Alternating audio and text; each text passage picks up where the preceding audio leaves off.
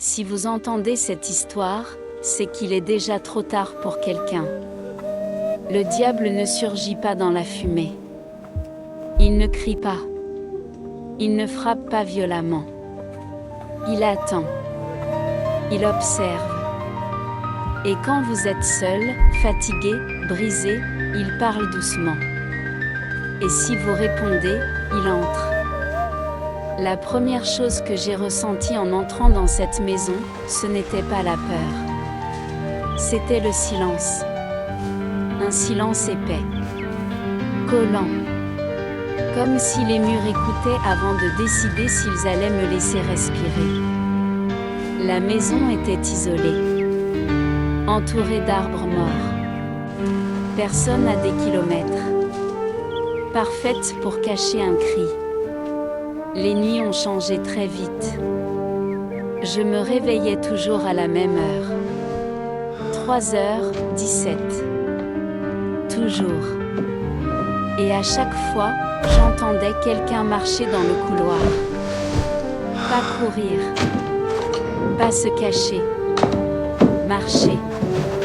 Comme s'il savait que je n'oserais jamais ouvrir la porte. À 3h17, le silence devenait vivant. Les murs craquaient. Le sol respirait. Et parfois, j'entendais mon prénom. Prononcé exactement comme moi je le dirais.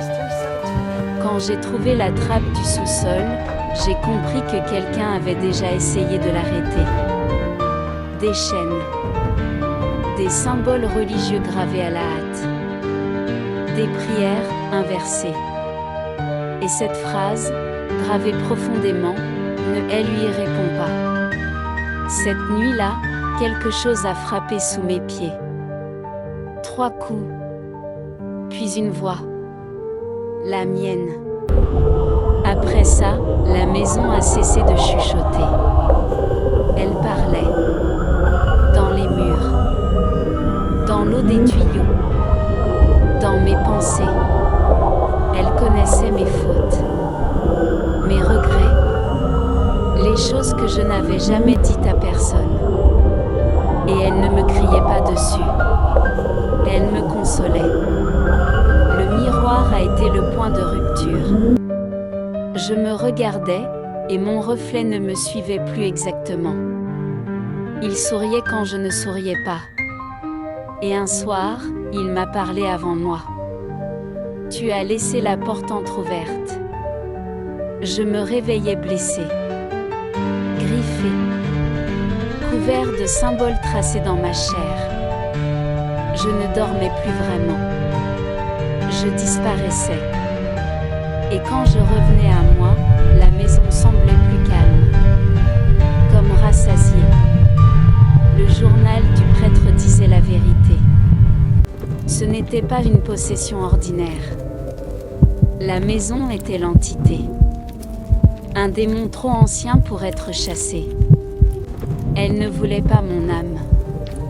Elle voulait mes jambes, ma bouche, mes mains. Elle voulait sortir. Quand le prêtre est entré, la maison a tremblé.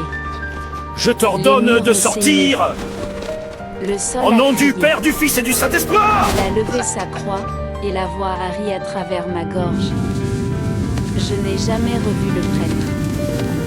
Mais je sens encore son dernier regard me supplier de lutter. À ce moment-là, je n'étais plus seul derrière mes yeux. Quelque chose regardait le monde à travers moi.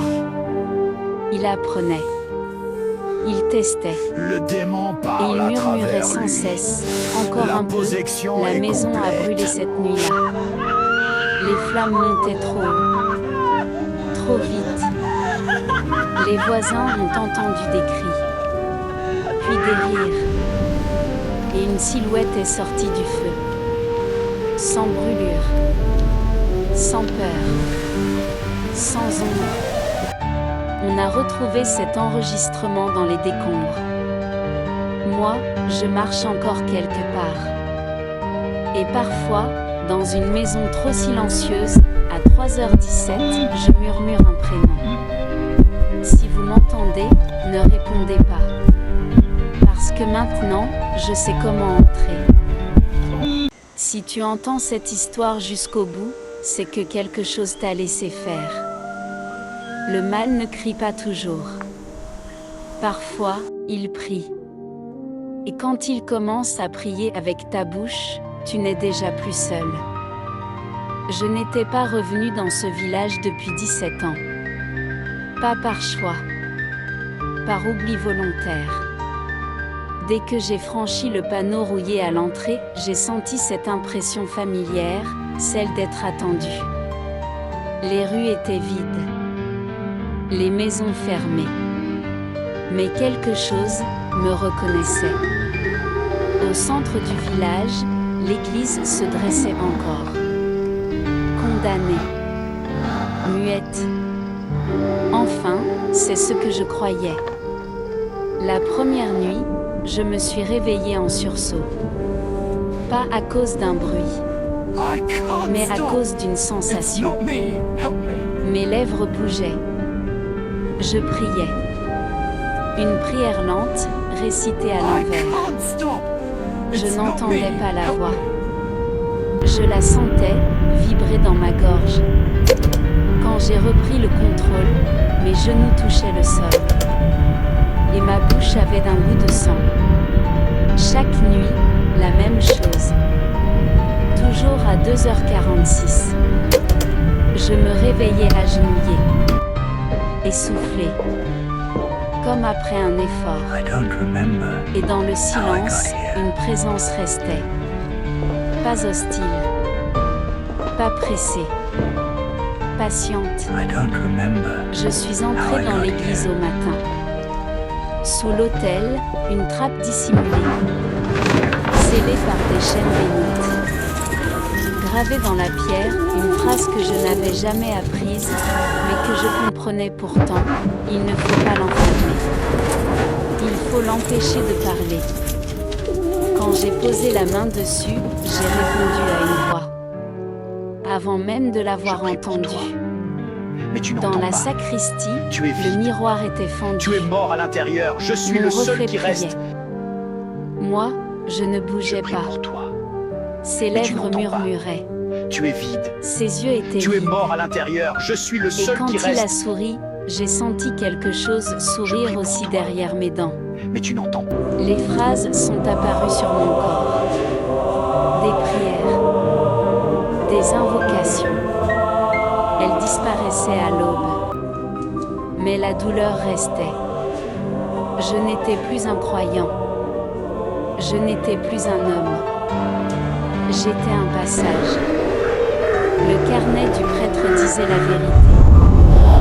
Il n'avait pas exorcisé le démon. Il lui avait offert des voix. Chaque prière humaine le rendait plus fort. Et maintenant, il avait choisi la mienne. Il ne me menaçait pas. Il me parlait doucement. Il promettait le silence. La paix. L'oubli. En échange, il priait avec ma bouche. Et plus il priait, moins je pensais.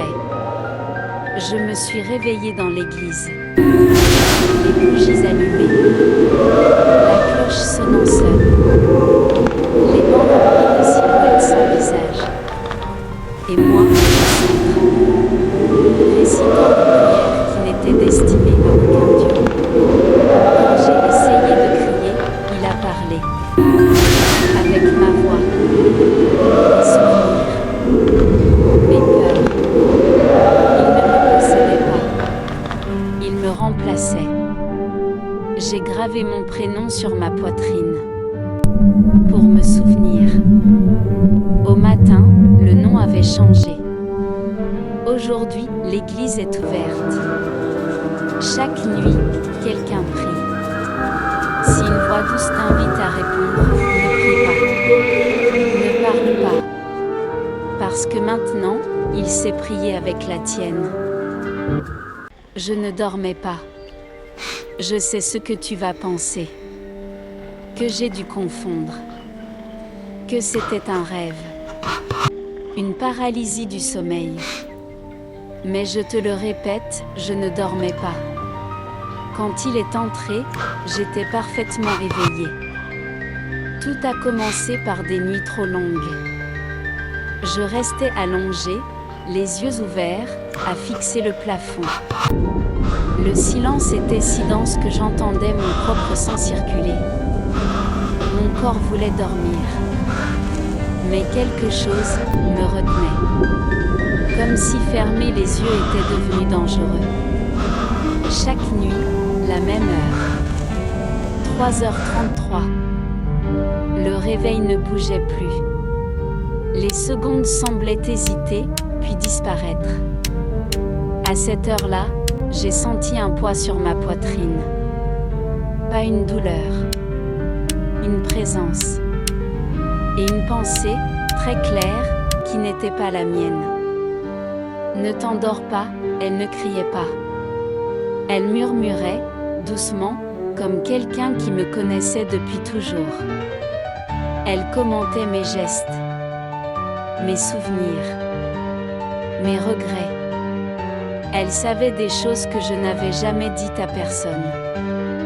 Des fautes, des pensées honteuses, des mots que je n'avais jamais prononcés à voix haute. Elle les récitait comme une prière. Au matin, je ne me souvenais plus de la fin de la nuit. Mais dans la salle de bain, le miroir me racontait une autre histoire.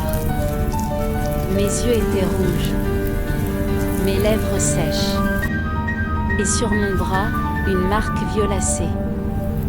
Parfaite, circulaire, comme si quelqu'un avait posé sa main là, longtemps. Sur ma table de chevet, il y avait un carnet. Mon écriture. Mais pas mes mots. Encore et encore, la même phrase, tant que tu restes éveillé, je frappe à la porte. Quand tu dormiras, j'entrerai. J'ai compris à ce moment-là, il ne forçait rien. Il attendait. Les jours ont passé. Je ne dormais presque plus. Mes mains tremblaient. Ma vision se brouillait. Je confondais les visages. Et la voix devenait plus douce. Presque bienveillante. Elle me promettait le repos. Le silence. La fin de la lutte. Laisse-moi porter ton fardeau. Je me suis réveillée sur le sol de mon salon. Entourée de bougies. Un cercle tracé à la craie. Des symboles que je ne connaissais pas. Mes genoux me faisaient mal. Ma gorge brûlait. Comme si j'avais parlé. Longtemps. Comme si quelque chose avait prié, avec ma bouche. Je suis allée à l'église. Pas pour croire. Pour me protéger. Mais dès que j'ai franchi la porte, la voix a ri. Elle connaissait les prières mieux que moi. Elle les terminait à ma place. Le prêtre m'a regardé longtemps. Puis il a détourné les yeux. Comme on le fait devant quelqu'un qu'on ne peut plus aider. Je perdais du temps. Des heures entières. Mon téléphone montrait des appels passés. Des messages envoyés. Je n'en avais aucun souvenir. Quelque chose vivait à ma place. Face au miroir, j'ai compris. Il ne voulait pas mon corps. Il voulait le moment précis où l'esprit lâche. Le sommeil n'était pas une faiblesse. C'était une invitation. Je n'ai pas dormi pendant 4 jours. Je saignais du nez. Je pleurais sans raison. La voix ne murmurait plus. Elle comptait. 3, 2. Je me souviens d'avoir cligné des yeux. Une seule fois. Quand je les ai rouverts, le monde était silencieux. Trop silencieux. Je bougeais. Je parlais.